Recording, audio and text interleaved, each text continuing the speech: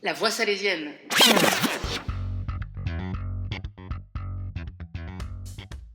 Le podcast préféré de Don Bosco et Marido. Bonjour à tous et à toutes et bienvenue dans le podcast La Voix salésienne. Le podcast qui vient parler d'éducation et de pédagogie sur le regard de Don Bosco et Marie-Dominique Mazzarello. Aujourd'hui, pour notre troisième format court, nous allons aborder le concept de prévention. Un mot assez vaste qui peut englober beaucoup de concepts, mais qui a toute son importance dans notre société actuelle. Pour cela, Bertie viendra apporter son témoignage. Avant d'en connaître un peu plus sur toi, Bertie, regardons ce que la prévention signifie au travers du regard de la pédagogie salésienne. Contrairement à des approches répressives, la prévention s'appuie sur un accompagnement bienveillant, centré sur l'éducation intégrale, où les jeunes peuvent s'épanouir et éviter les erreurs avant qu'elles ne surviennent. On distingue alors 4 grands principes de la prévention. Le premier est de créer un climat positif. La prévention repose sur l'idée que les jeunes doivent être placés dans un contexte où ils se sentent compris, respectés et encouragés. Cela signifie qu'un éducateur doit être présent et attentif, pas seulement pour surveiller, mais pour accompagner activement des jeunes dans leur quotidien. Le deuxième point est sur l'assistance bienveillante. Don Bosco, il utilisait ce terme assistance pour décrire la proximité constante et amicale entre l'éducateur et le jeune. Et ça, pas par hasard.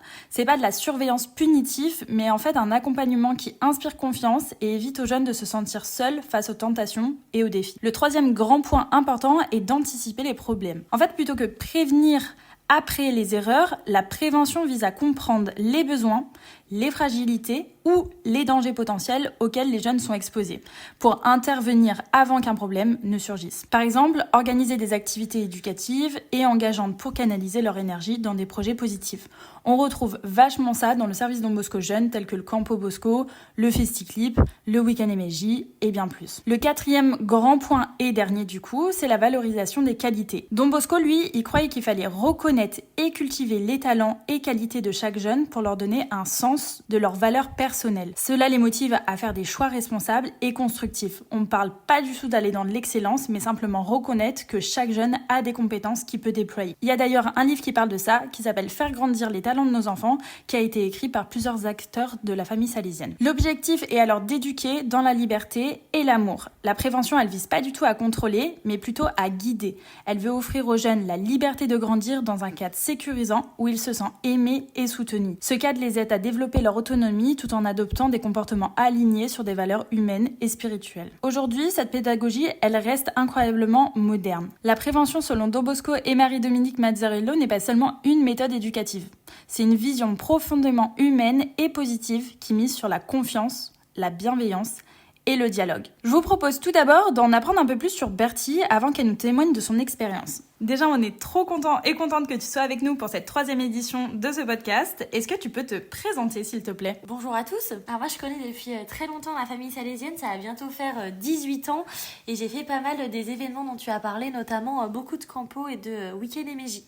À côté de ça, je suis éducatrice spécialisée et je travaille au ministère de la Justice. Les 2 missions clés de mon travail, c'est d'accompagner les adolescents qui ont commis des actes de délinquance, d'une part, et d'autre part, accompagner des enfants et des familles qui sont en difficulté. Toi, Bertie, en tant qu'éducatrice spécialisée auprès des jeunes, comment vois-tu et surtout comment vis-tu la prévention au quotidien ? Alors c'est rigolo que tu me le demandes, vraiment c'est le but de mon travail, en tout cas en mon sens. Pour moi, si j'accompagne les adolescents, c'est vraiment pour prévenir de la récidive. Accompagner les jeunes pour qu'ils ne se mettent pas de nouveau en difficulté avec la loi ou qu'ils ne se mettent pas en danger. D'autre part, c'est prévenir de la maltraitance ou du mal-être que les enfants pourraient ressentir ou les familles dans les couples. Ok, on voit vraiment que c'est le cœur de ton métier, mais du coup, comment tu fais pour créer du lien avec ces jeunes ? Avec mon regard de jeune adulte, je suis assez proche d'eux en âge pour les comprendre, notamment sur le fléau des réseaux sociaux par exemple.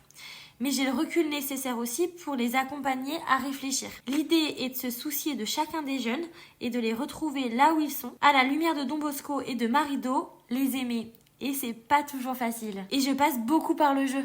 À la salésienne, bien sûr. Et alors, j'ai en tête les paroles de Don Bosco qui dit « Sans affection, pas de confiance. Sans confiance, pas d'éducation ». Et dans mon quotidien, je le transcris sur je dis ce que je fais et je fais ce que je dis. Pour moi, c'est très important d'être fiable aux yeux des jeunes. Et finalement, selon toi, c'est quoi prévenir ? Le dicton « Mieux vaut prévenir que guérir » prend tout son sens dans mon travail. Le but est d'anticiper les problèmes que pourraient avoir les jeunes pour qu'ils aient toutes les clés en main s'ils en ont besoin et qu'ils puissent se protéger sans avoir à se rapprocher d'un adulte dans l'urgence de la situation. Je pense ici notamment au consentement, pour qu'ils soient eux-mêmes éclairés et qu'ils sachent dire oui ou non selon leur volonté. Et au quotidien, comment se met en place cette prévention ? Alors je pense que tout d'abord, c'est important de dire qu'on est humain et que ce travail d'éducateur, c'est de l'humain à l'humain. Et il faut rester humble et se dire qu'on n'est pas expert en tout. Et parfois, c'est important de pouvoir orienter les jeunes. C'est vrai qu'on a des partenaires qui sont incroyables et qui sont beaucoup plus compétents que nous pour accompagner les jeunes, qui ont du coup un regard décalé et qui, pour ma part, ne sont pas du coup étiquetés éducateurs justice. C'est important du coup de reconnaître ça, mais il est vrai aussi qu'il y a un gros manque selon les endroits et les domaines. Donc ça nous demande à nous éducateurs de se former pour qu'on puisse aborder ces sujets avec les jeunes si jamais eux les amènent en entretien ou si nous on estime nécessaire d'en parler avec eux. Je pense ici notamment aux stupéfiants et à la sexualité. Mais du coup ces sujets, ils sont pas un peu tabous ? Alors en effet, ce sont parfois des sujets qui sont difficiles à aborder. Pouvoir en parler aux jeunes, aux enfants, il faut avoir aussi de nouveau cette humilité de se dire que c'est pas forcément facile et pouvoir proposer à son enfant de pouvoir en parler avec quelqu'un d'autre. Trouver un adulte un peu peut-être décalé de la situation pour aborder ces sujets-là et être plus dans la facilité, dans la simplicité d'aborder ça. C'est vrai que moi, mon travail me permet un peu de la distance. Le fait que je sois une femme n'est pas forcément facile pour les jeunes garçons notamment d'aborder la sexualité, mais ça leur permet aussi de poser plein de questions qu'ils n'auraient pas forcément l'opportunité de poser en famille. Et après le suivi, ça se passe comment ? Alors très bonne question. Nous, on pense très rapidement à la suite. Surtout à la majorité, parfois la majorité arrive au milieu de notre suivi éducatif, mais c'est important d'expliquer aux jeunes la différence qu'il y a entre la minorité et la majorité, notamment ici avec la justice, surtout s'il y a de nouveaux délits, de nouvelles affaires, mais aussi dans la citoyenneté en général, parce que ça aborde plein de sujets. Personnellement, j'aime le préparer très tôt pour qu'il ne se retrouve pas démuni si le suivi s'arrête. Car nous, notre particularité, c'est que c'est le juge des enfants qui ordonne le suivi. Et donc, il peut décider, après une audience, qu'il n'y ait pas de suivi, même si nous, on pourrait en préconiser un. Donc, ce qui fait qu'on n'a pas du tout préparé nos au revoir. Et donc, il faut le faire assez rapidement après l'audience. Donc, c'est bien d'anticiper ça. Et moi, j'aime bien les aider à réfléchir à qui sont les personnes ressources dans son entourage qu'il pourrait solliciter si besoin et les lieux où il pourrait se rendre. Entre nous, lorsque le suivi éducatif se termine avec un jeune, on peut faire un peu de service après-vente. On se dit que c'est toujours utile que le jeune garde les coordonnées du service si jamais il a une question.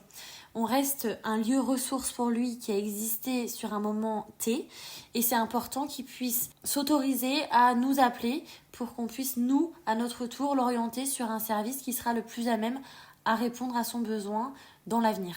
Merci infiniment Bertie. Comme la tradition le veut, on aime bien finir avec un conseil ou un challenge pour clôturer le podcast. Que voudrais-tu proposer à nos auditeurs et nos auditrices ? Être une personne ressource, c'est un peu être un couteau suisse. Avoir plusieurs outils pour s'adapter à chaque besoin. J'aimerais vous inviter à vous demander de qui vous voulez être le couteau suisse. Encore merci à toi Bertie pour tes mots précieux. C'était Maïline pour le podcast La Voix Salésienne, le podcast qui vient parler d'éducation et de pédagogie sous le regard de Don Bosco et Marie-Dominique Mazzarello. Retrouvez-nous tous les mois pour nos formats courts autour des 12 mots-clés de la pédagogie salésienne. On vous donne également rendez-vous une fois par trimestre dans un format plus long qui permettra plus d'échanges et de débats. La Voix Salésienne.